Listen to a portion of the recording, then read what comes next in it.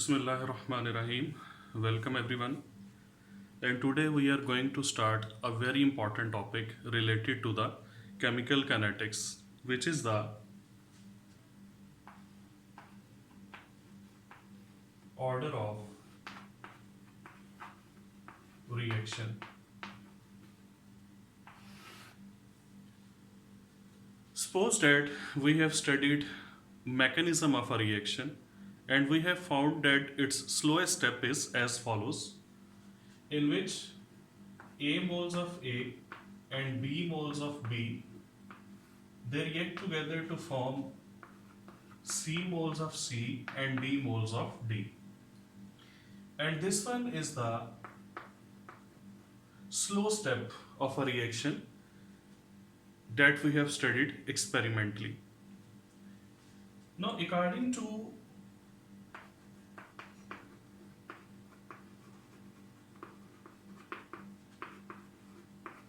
rate law, rate should be equal to rate constant, molar concentration of A raised to power A, molar concentration of B raised to power B. This one is the rate law for the given reaction. In this rate law, A and B are the exponents of the concentration terms. And when we add A and B, this gives us the order of reaction. So how can we define the order of reaction? Order of reaction can be defined as the sum of exponents of concentrations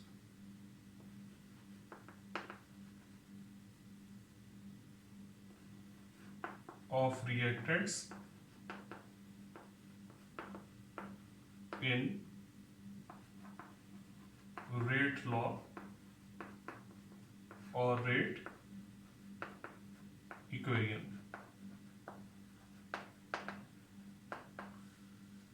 So what is the order of reaction? It is actually the sum of the exponents of the concentration terms of the rate law. You can also say that the order of this reaction with respect to reactant A is A. The order of this reaction with respect to reactant B is B. And overall order of reaction is A plus B. So order of reaction that can be related to the individual reactants as well as the overall order of the reaction that can also be determined. Now, depending upon A plus B, there are different types of the reactions. Like there are certain reactions which are called as zero order reactions. Then there are first order reactions, pseudo first order reactions,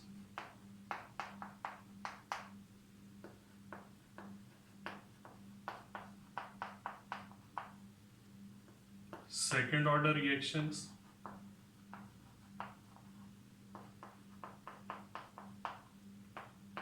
third order reactions.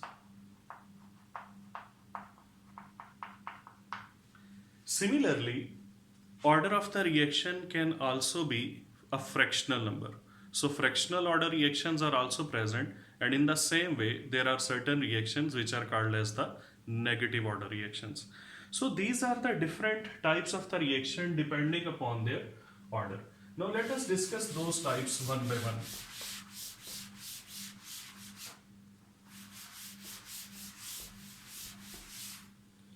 So we are starting from the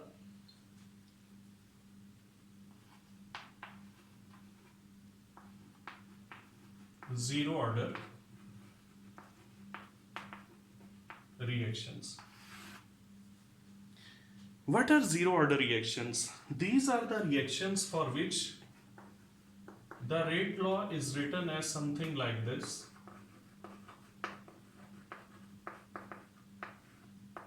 exponent of the concentration of the reactant or reactants, that is 0.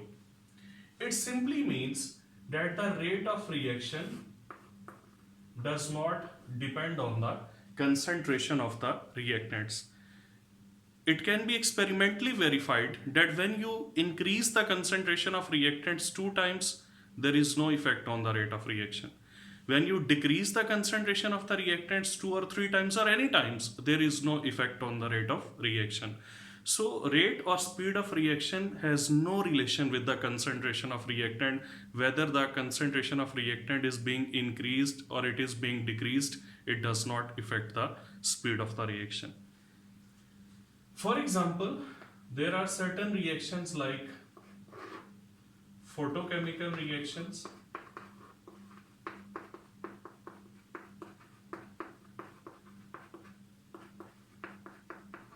photochemical reactions are the examples of the zero order reactions. For example, photosynthesis.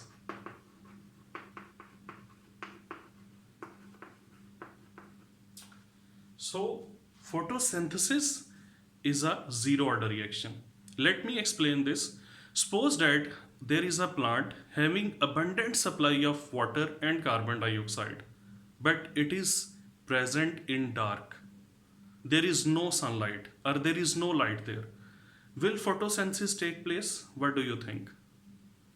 Although the water and CO2, both the reactants are present in the abundant supply, even then there will be no process of photosynthesis. It means that the concentration of reactants is not the main factor. If it was, then the photosynthesis must be carried out. So there is some other factor which affects the reaction actually. And what is that factor? Keep in mind that in all photochemical reactions, the main factor which affects the reaction is the intensity of light.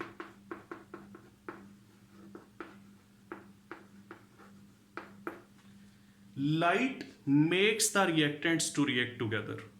This is the simplest sentence that I can say. Carbon dioxide and water, they are present, but they will not react together until and unless some light is not present, which will make the CO2 and water react together. So greater the intensity of light, it will make more reactants to get involved in the reaction, and thus the speed of the reaction that will increase. That's why when the day is very sunny, then the photosynthesis is at its peak. And when the day is cloudy, then the photosynthesis takes place, but the rate or speed of that reaction is very slow. So mainly, light causes the reactants to react together. Greater the intensity of light, more reactants will get involved in the reaction, and thus the speed of the reaction that will increase.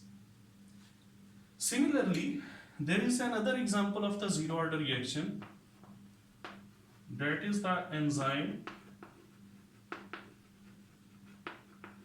catalyzed reactions. Suppose that this one is a container in which there are 6 substrate and 10 enzyme molecules. So 6 active sites of the 6 enzyme will be busy with the 6 substrate molecules, but the 4 enzymes that will be free. When you will increase the concentration of the substrate, you will add a 7th substrate, so 7th enzyme will also get involved in the reaction. Then you will further keep on increasing the substrate concentration, then the rate of reaction will increase. But what will happen when the concentration of substrate, that will also be 10 molecules of substrate. Now there are 10 enzyme molecules and 10 substrate molecules.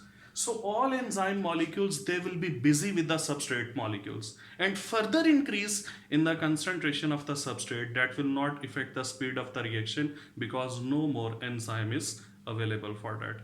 This is called as the stage of saturation, when the concentration of enzyme and the concentration of the substrate that becomes equal.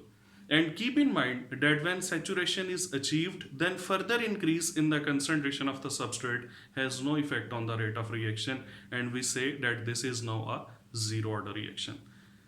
So here the main thing is the availability of the enzyme or catalyst.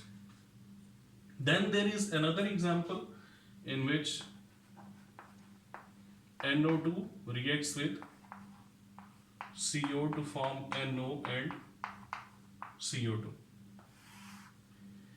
Now this one is the net reaction, and when we studied the mechanism of this reaction and then we wrote the rate law for it, then the rate law was K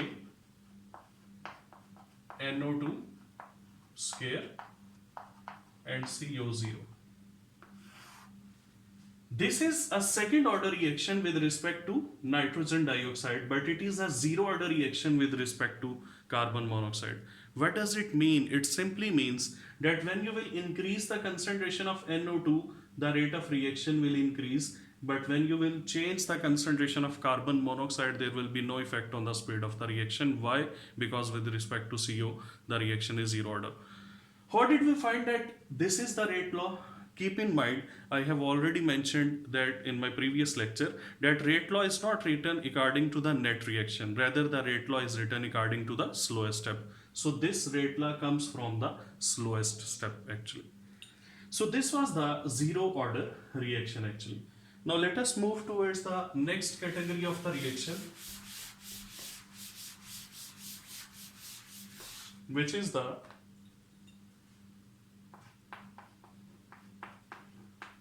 first order reaction.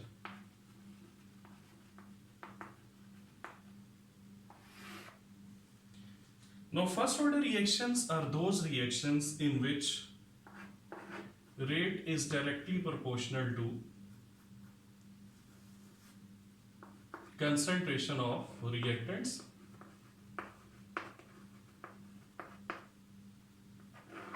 with the exponent 1.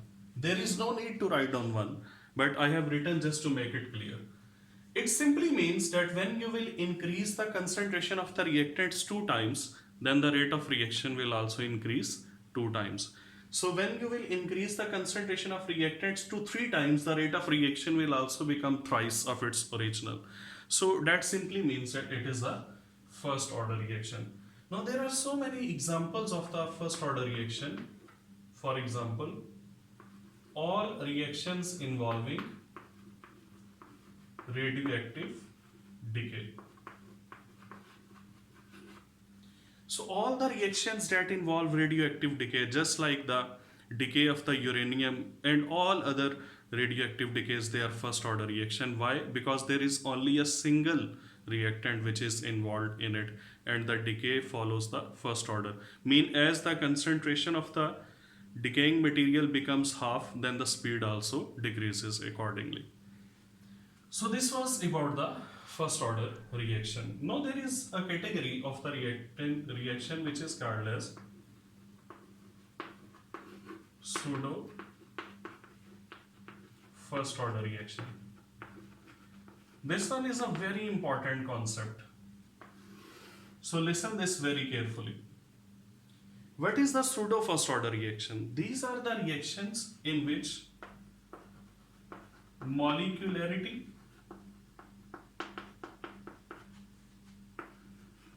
of reaction is 2, but order of reaction is 1. What does it mean? It simply means that there will be 2 molecules or 2 species that will be taking part in the reaction, but the speed will depend only on the concentration of one species. Why it will not depend on the concentration of the other species? Because the second species will be in excess quantity. For example,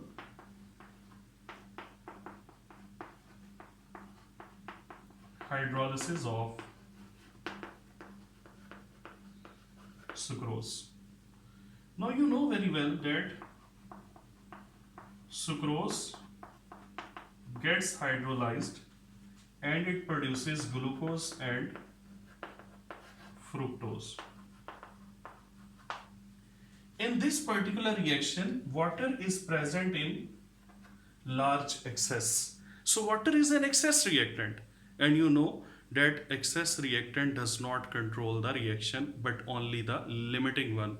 So limiting reactant is the one which controls the reaction. So when you will write down its rate law, it will be R is equal to K concentration of sucrose raised to power 1, which is equal to its coefficient of the balanced chemical equation, but the exponent of the concentration of water will be 0. Now listen very carefully. This reaction can never proceed without water. There is no concept of hydrolysis without water. So molecularity of the reaction is 2. First molecule is sucrose and second is water, which are taking part in the reaction. This reaction cannot proceed without water. Water is must for this reaction to carry out. But the problem is that water is present in the excess quantity. So the reaction will not depend upon its concentration. This one is a pseudo first order reaction because the molecularity is 2 but the order of reaction is 1. So all those reactions that involve two reactants, out of which one is present in the excess quantity, all of them, they are the pseudo first order reactions. Hydrolysis of tertiary butyl bromide, combustion of methane, because in combustion oxygen is present in excess. These are all examples of the pseudo first order reactions. Now let us move towards the next category, which is the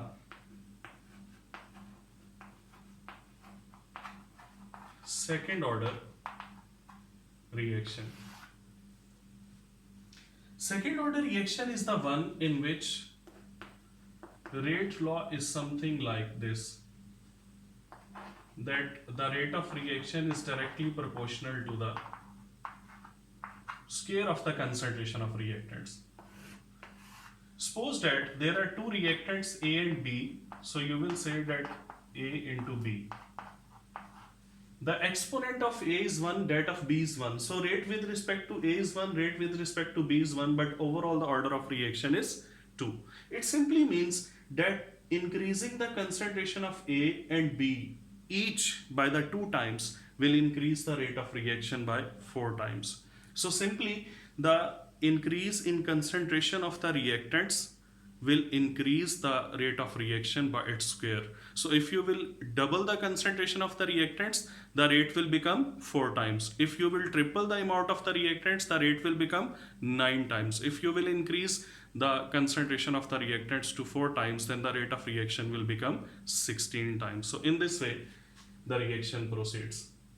Now there are so many examples of the reactions which are the second order reaction. Let us discuss those examples of the reactions which are second order.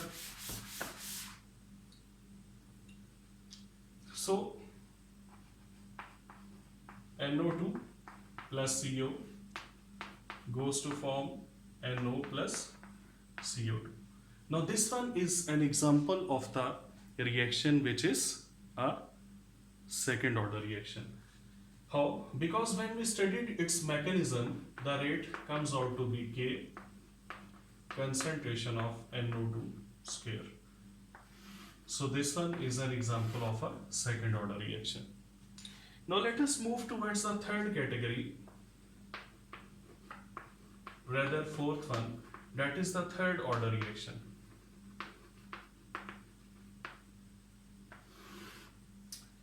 Third order reactions are those in which if there are 3 reactants involved, then it can be written as something like this. Rate is directly proportional to concentration of A raised to power 1, concentration of B raised to power 1, C raised to power 1. The order of reaction with respect to A is 1, with respect to B is 1, and with respect to C is 1, and the overall order of reaction is 3. If there are 2 reactants involved, then you can write it down as A square into B, or simply A into B square. In any form that can be written, A into B square. So in this particular case, there are 2 reactants which are involved. With respect to one of those reactants, the rate is first order, reaction is first order, and with respect to other, the reaction is second order, but overall the reaction is the third order reaction. Now there are so many examples of the third order reaction, just like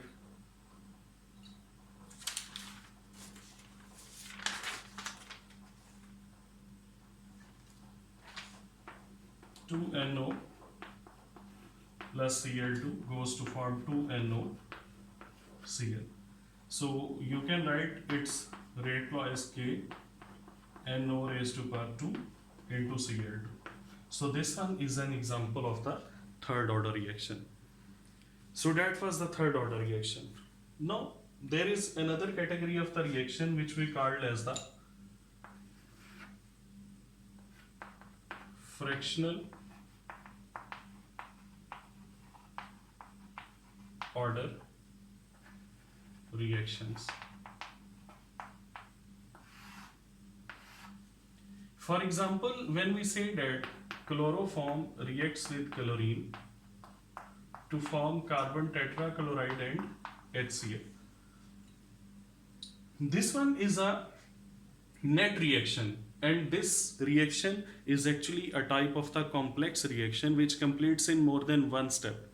So when we studied this reaction experimentally, we found that it consists of the two steps, in which one step is the slow step, and according to that slow step, the rate is K concentration of chloroform into concentration of chlorine raised to power 1 by 2. Mean you will have to take square root of the concentration of the chlorine. Listen carefully. This reaction is first order with respect to chloroform but half order with respect to chlorine. So overall the order of reaction is 1.5, and it is an example of the fractional order reaction. Actually, it means that when you double the concentration of the chloroform, the rate of reaction also doubles. But when you increase the concentration of the chlorine 2 times, then the rate of reaction becomes 1.41 times, which is the square root of the 2. And when you will make the chlorine 4 times, then the rate will become 2 times. So in this way, the rate of reaction varies. So that is an example of the fractional order reaction. And if last one, I am just going to slightly discuss is order of reaction can also be negative. And that is the case when you increase the concentration of the reactants, but the rate of reaction decreases. There are certain reactions having negative order reaction, but this is not the scope of the,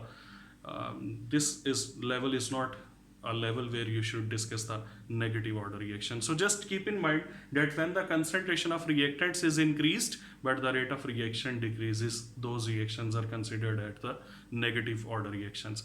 I just want to tell you that the order of reaction may be 0, order of reaction may be a positive number, order of reaction may be a negative number, and even order of reaction can be fractional. So just to make it clear that order may be negative, I have just slightly mentioned the detail of the negative order reactions. Now let us move to the next part, that order of reaction.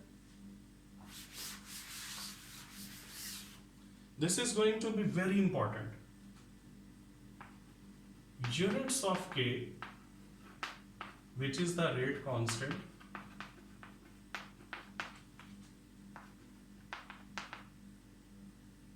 also depend on order of reaction. You may also say that the units of the K depend upon the exponents of the concentrations of the rate law. I am writing a general formula which will help you to solve the MCQs. Units of K, that is equal to mole per decimeter cube raised to power 1 minus n per second.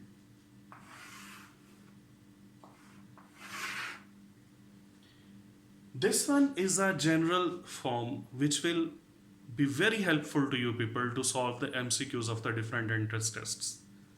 Here n is the order of reaction.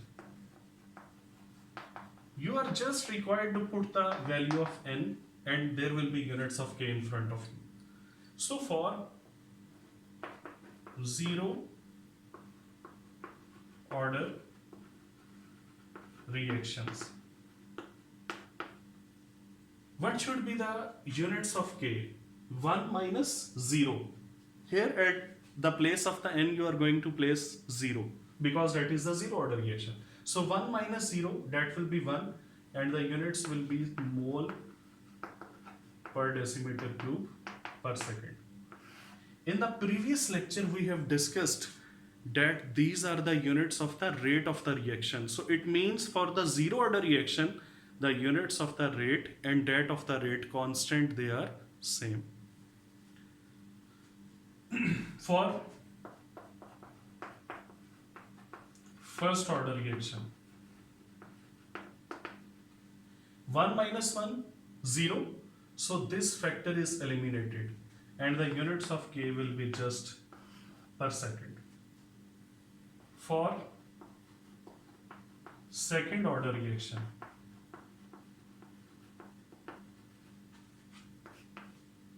1 minus 2 means minus 1. So that will be mole raised to power minus 1 decimeter cube per second.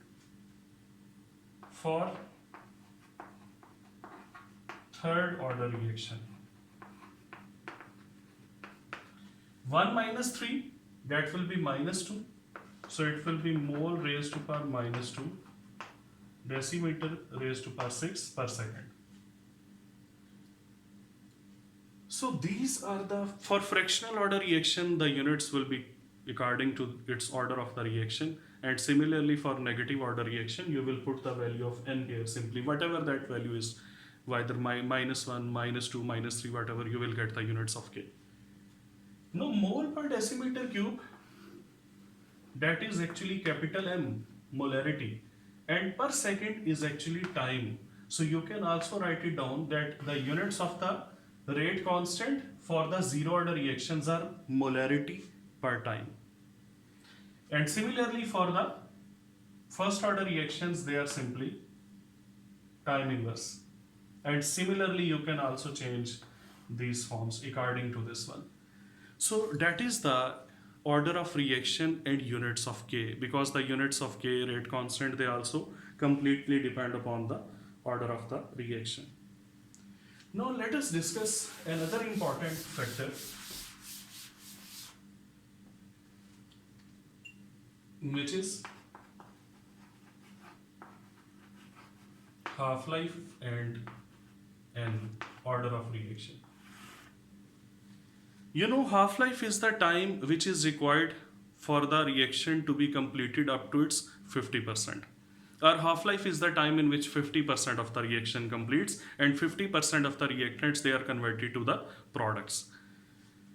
So half-life is also related to the order of the reaction. For first order reaction, all these formulas are derived, but there is no need to memorize the derivation of these formulas. Just keep these formulas in your mind. For first order reaction, the half-life is equal to 0.693 divided by k. For second order reactions, half-life is equal to 1 divided by Ka. For third order reactions, half-life is equal to 1.5 divided by Ka square. Now you know this one is the symbol of the half-life. These are some constant 0.6931 and 1.5. K is the rate constant. What is A actually? A is the initial concentration of reactants.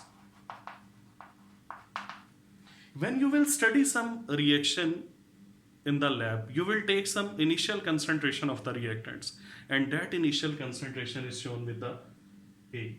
Now look at these formulas very carefully. You will find that the half-life of the first order reaction, that does not depend upon the initial concentration of the reactants. So if you will change the initial concentration, that will not affect the half-life of the first order reaction. So you can also write it down like this: A raised to power 0.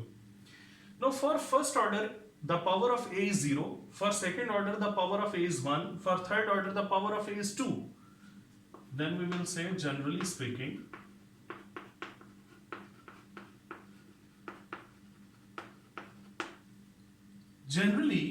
we will say that half-life of any order of reaction, that will be inversely related to initial concentration raised to power 1 less than the order of the reaction.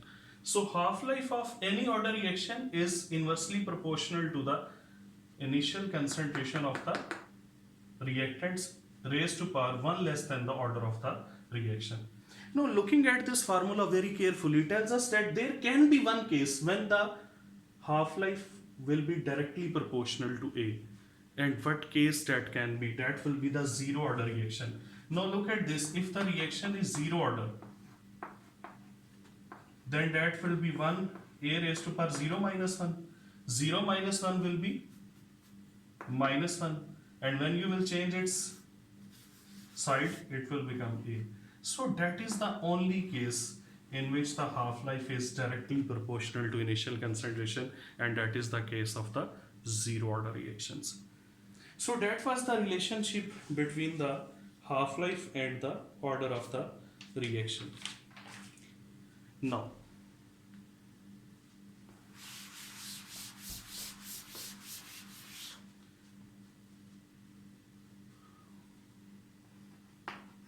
graphical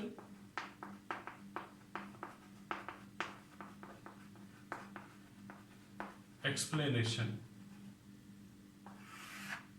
Now we are going to discuss the graphs of the different order of the reactions. Like first one is in the case of n is equal to 0. When n is equal to 0, we have just studied that if you will plot a graph between concentration and rate, then the graph will be a straight line, something like this, which will show that the concentration of the reactants is increasing, but there is no effect on the rate of reaction. And when you will make a graph between initial concentration of reactants and half-life, that will be just a straight line, which will show that half-life is directly proportional to the initial concentration when the reaction is zero order reaction. So these graphs are very important. If you study some reaction in the lab and you collect the data of the concentration and the rate, and you draw a graph, and the graph comes out to be something like this, it means that is a zero order reaction. So this is also called as the graphical method to determine the order of the reaction. And if you collect the data of the initial concentration of A and half-life experimentally, and you draw a graph of that data, and the graph comes out to be something like this, it simply means that this is the zero order reaction. So these are called as the graphical methods to determine the order of the reaction.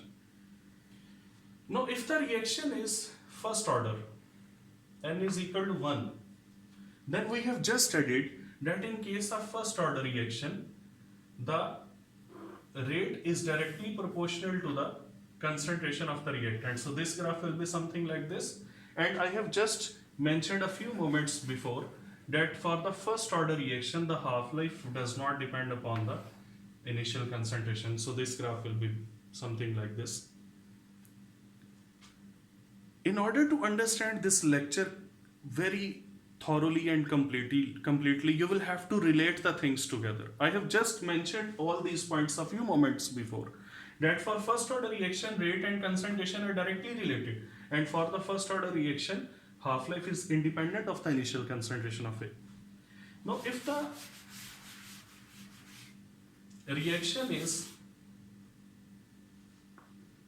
second order reaction and you draw a graph, here you will have to take the concentration scale, and here will be the rate, and there will be direct relation. But When you will draw a graph between initial concentration of and half-life, then it will come out something like this, which will show that both these, they are inversely related to each other. If the reaction will be a third order reaction, then here there will be the cube of the concentration and the rate direct relation, and here you will take its care. So in this way, looking at the graphs, but these graphs are drawn first on the basis of the data that you experimentally collect for a particular reaction. So a reaction is performed, you collect its data, and then according to that data you make or draw some graph. Then looking at the graph, you can also tell what type of reaction it is on the basis of its order. So this is called as the graphical method to determine the order of reaction. Now I think you are going to understand that we are going to discuss the methods to determine the order of reaction. So how to find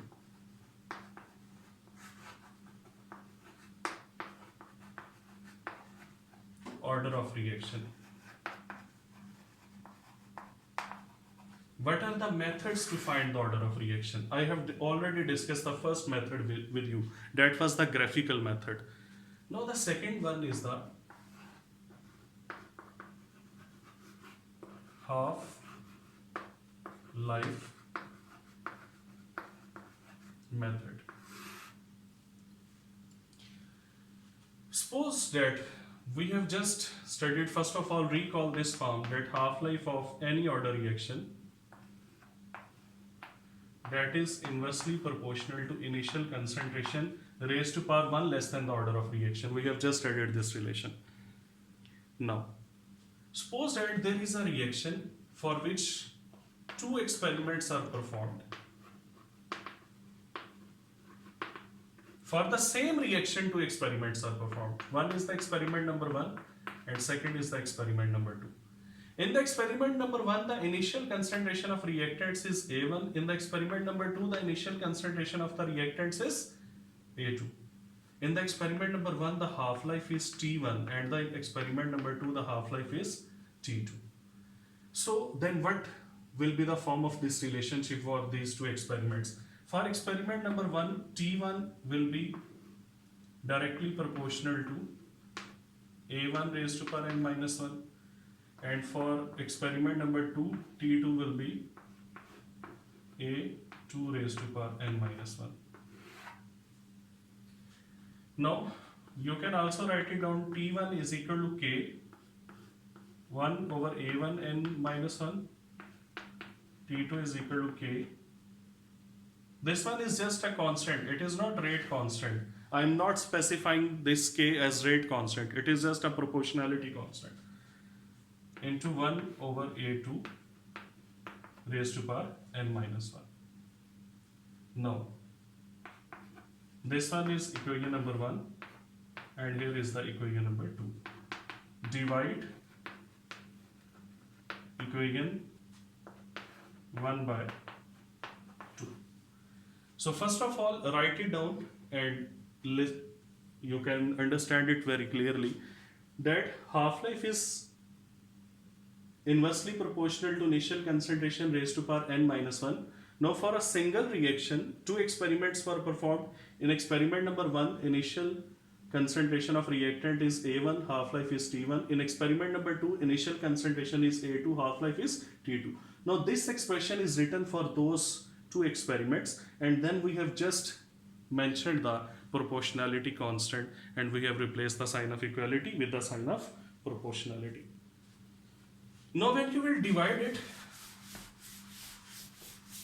what will be its form? It will be T1 divided by T2 is equal to A2 over A1 whole n minus 1. So I have skipped some steps here just to make it simple and save some time. If you are a student and you know mathematics, the basics of the mathematics, you can easily understand it. Now, order is in the exponent and you want to make it out of this exponential form, then what you will have to do? Taking log on both sides. So it will become log of t1 divided by t2 is equal to n minus 1 into log of a2 divided by a1. The power is always written before the log. Now rearrange this equation. What should be n? That should be equal to 1 plus log of t1 over t2 divided by log of a2 over a1. Just I have rearranged this equation. So this one is the half-life method which is used to find the order of the reaction. Half-life for the first experiment, half-life for the second experiment, initial concentration of reactant for second experiment, and A1 is the initial concentration of the reactant for the first experiment. So putting the values of all these parameters, you can easily find out the order of the reaction. So this is called as the half-life method to determine the order of the reaction.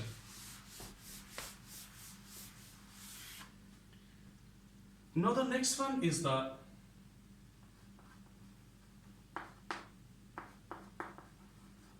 Van 't Hoff's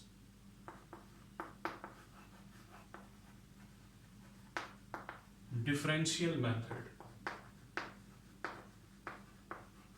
to find the order of the reaction. So what is the Van 't Hoff differential method? Now we are going to discuss it. We say, as we know,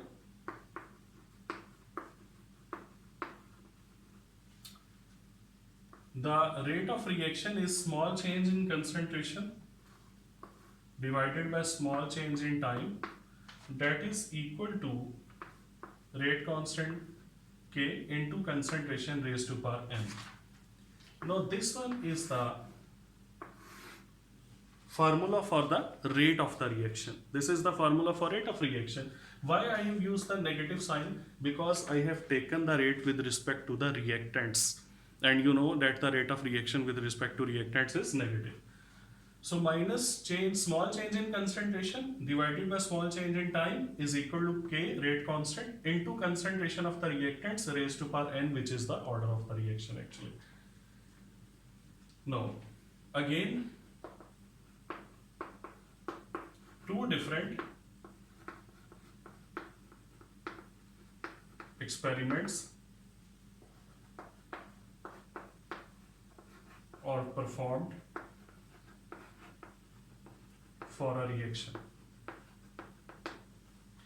For a single reaction, you have performed two different experiments. For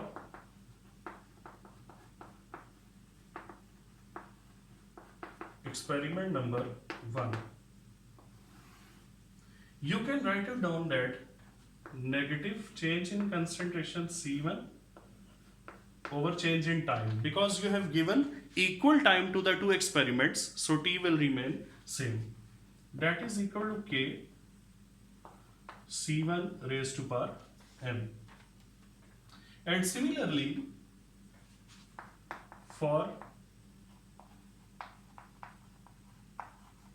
second experiment,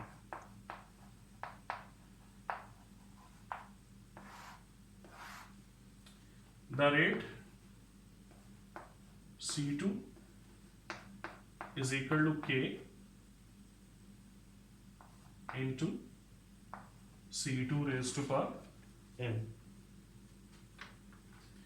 So first of all, note it down that this one is the rate formula, and you have performed two different experiments for two different reactions. The concentrations are C1 and C2 respectively.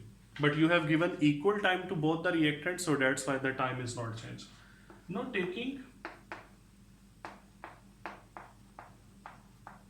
log of these two formulas. We are going to take log of this one and log of this formula.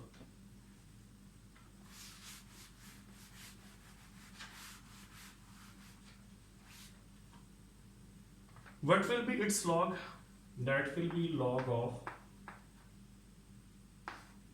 minus dc1 over dt is equal to, now these two parameters are multiplying, and it is the rule that you will take their separate log and then you will add them. So it will become log of k plus exponent will be written before log n into log of c1. So this one will be the log of this equation. Now you are also going to take the log of this dc2 over dt. It will become log of minus d c2 over dt, that is equal to log of k, it is the constant,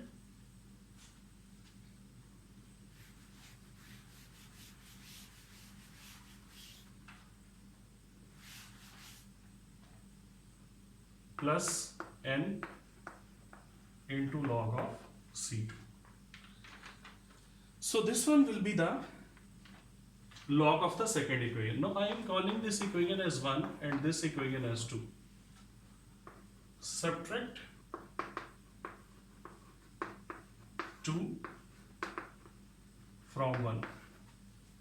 Now your mathematics should be good if you want to understand this. Otherwise I am skipping some steps just to make it short. So when you will subtract 2 from 1, it will become n is equal to log dc1 over dt negative d c2 over dt divided by log of c1 minus log of c2. So simply putting the values of the variables c1, c2, these are the concentrations, or you can say the small change in those concentration. The small change in concentration in experiment 1, time taken for this small change in concentration. This one is the small change in the concentration in experiment number 2, and here is the small change in time for that change in concentration. And C1 and C2, they are that change in concentration. So simply put the values of all these parameters and you will get the order of the reaction. So first method was the graphical method. Second method was the half-life method. Third method is the differential method. Now there is a fourth method which is usually used to find the order of the reaction.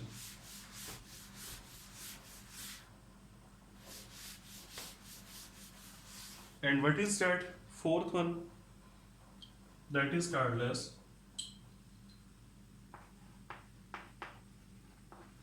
Ostwald's isolation method.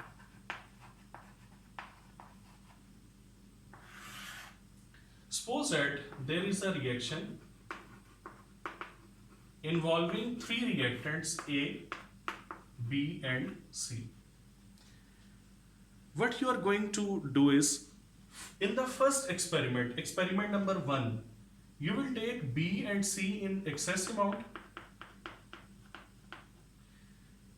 and you will just change the concentration of A, and by changing the concentration of A, you will study that how this change in concentration of A affects the rate of reaction. If the concentration of A gets doubled and rate also gets doubled, it means with respect to A the reaction is first order.